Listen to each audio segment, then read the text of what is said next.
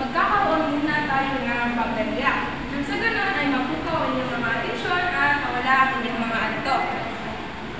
So,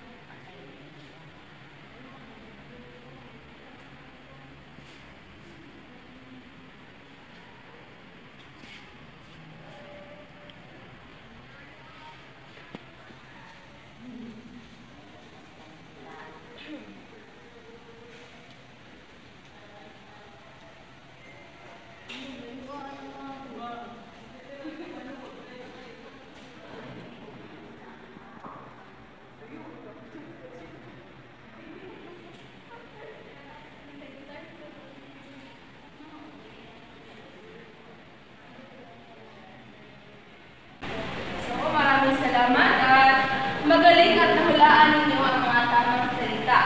So, base sa ating ginawang pagganyak ay may mga ideya na ba kayo kung anong ating tatalakayin sa araw na ito? Opo! Ano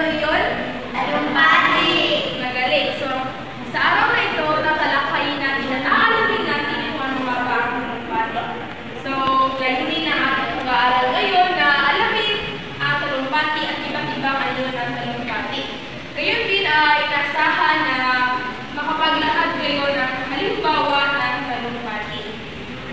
So, Bini, maaari mo ba akong tulungan?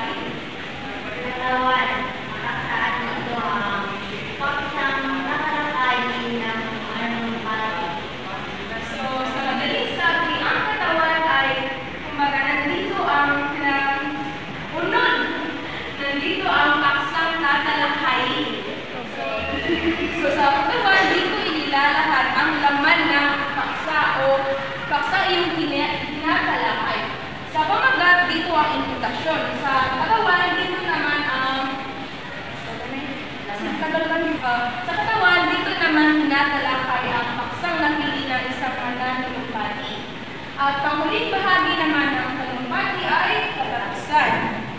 Binibining Lombrino, maaaring bang basahin ang nasa pisara? Katapusan. Dito nakalahad ang pinakamalakas na katibayan, paniniwala at katuwiran upang makahikayat ng pagkilos sa mga tao ayon sa layunin ng talumpati. Maraming salamat, Binibining. So, sa katapusan, kung sa Ingles ito ay tawagin ng conclusion. So, dito inilalahad ng mananulumpati kung ano nga ba ang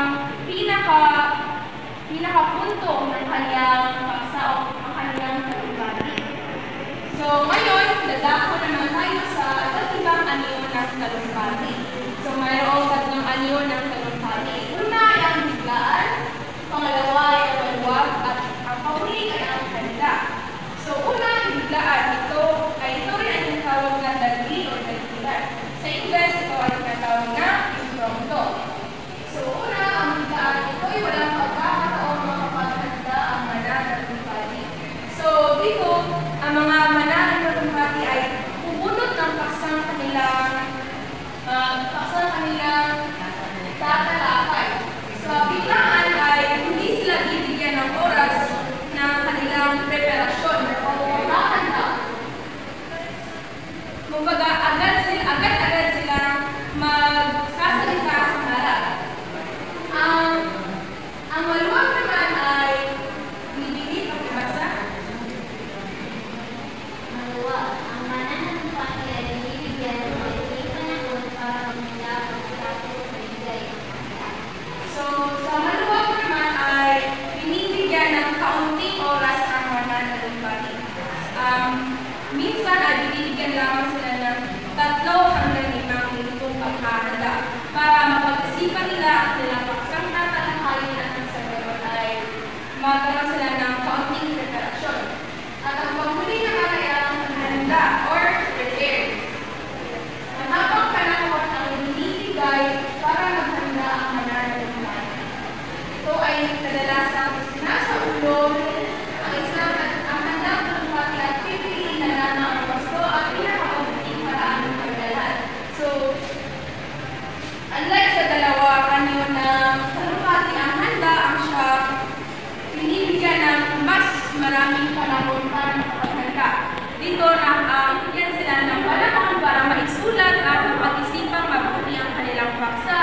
At sa haba ng panahon na ibinibigay sa kanila ay maaari nila itong saulupin nang sa ganun ay sa paglalahad nila sa harap ay wala na silang dadalhing phobia.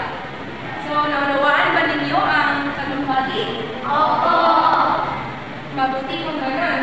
So, kung talagang naunawaan ninyo ang ating tinalakay ay magkakaroon kayo ng kaunting pagsusuri. Handa na ba kayo?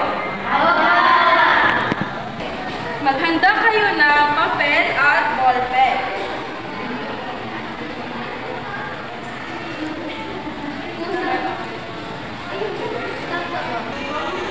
Okay, handa na ba ang lahat?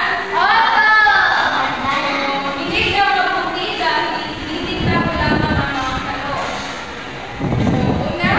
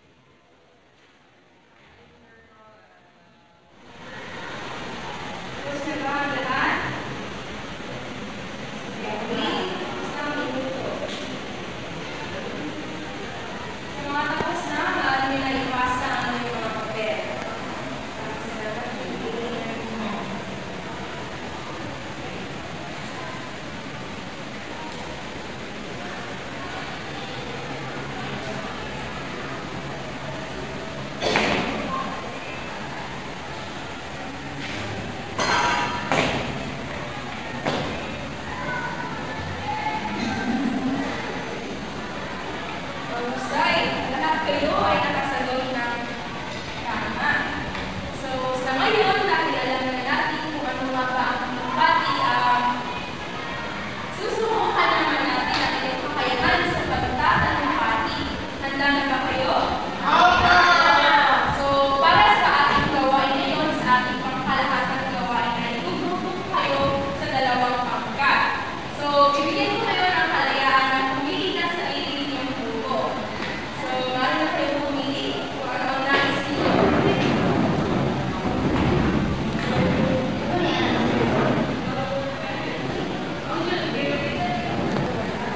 Nakapili na ba ang lahat?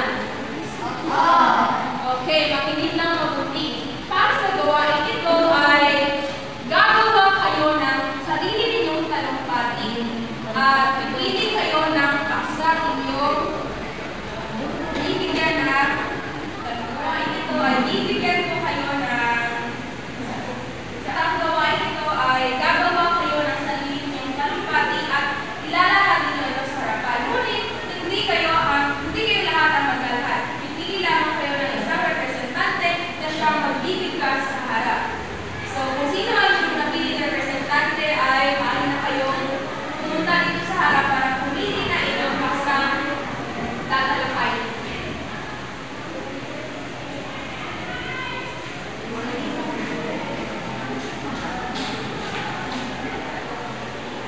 Okay, bumalik na kayo sa inyong upuan.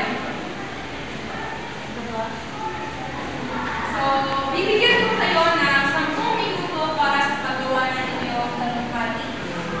So, bilang grupo o bilang pangkat ay inaasahan ko kayo na magtulungan.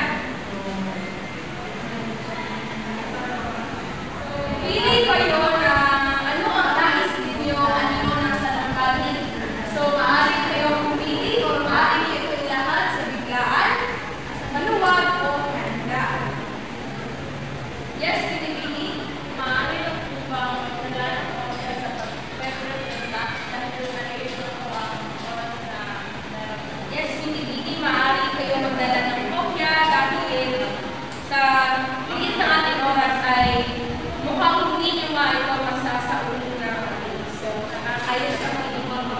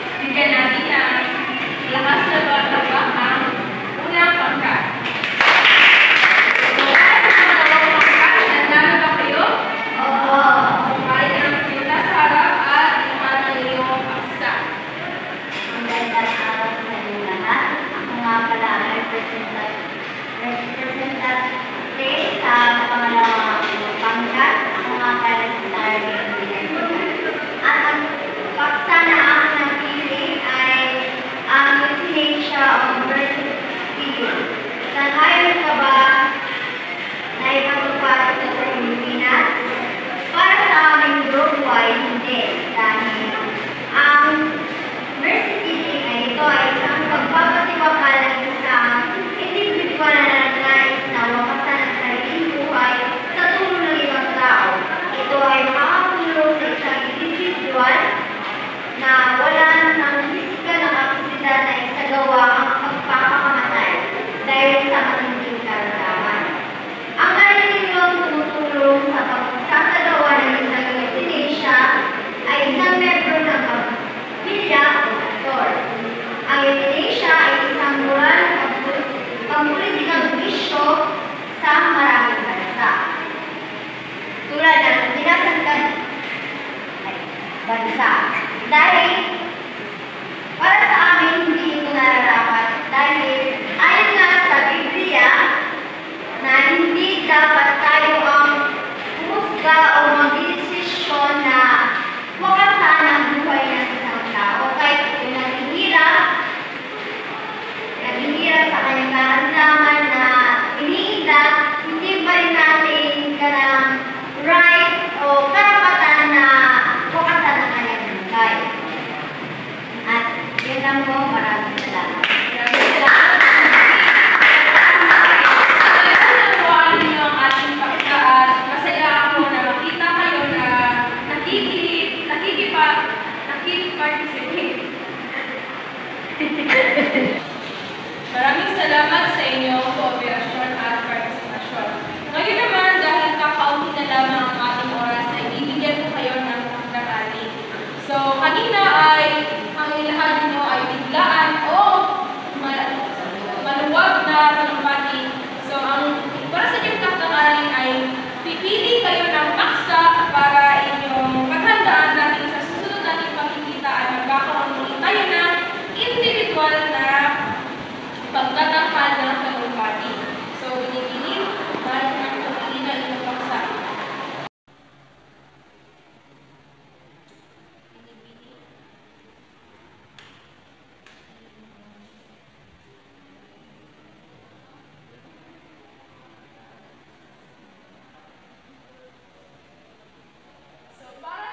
Ang aralin ay maghahanda kayo ng inyong paksa at ito ay inyong sasaulogin para sa sunod natin pagkikita ay sa inyong paglalakad ay wala na kayong kopyang dadalhin. Naunawaan ba ninyo? So, ayun lamang at maraming salamat hanggang sa muli natin pagkikita. Maraming salamat, grade 12 ATM. Maraming salamat po.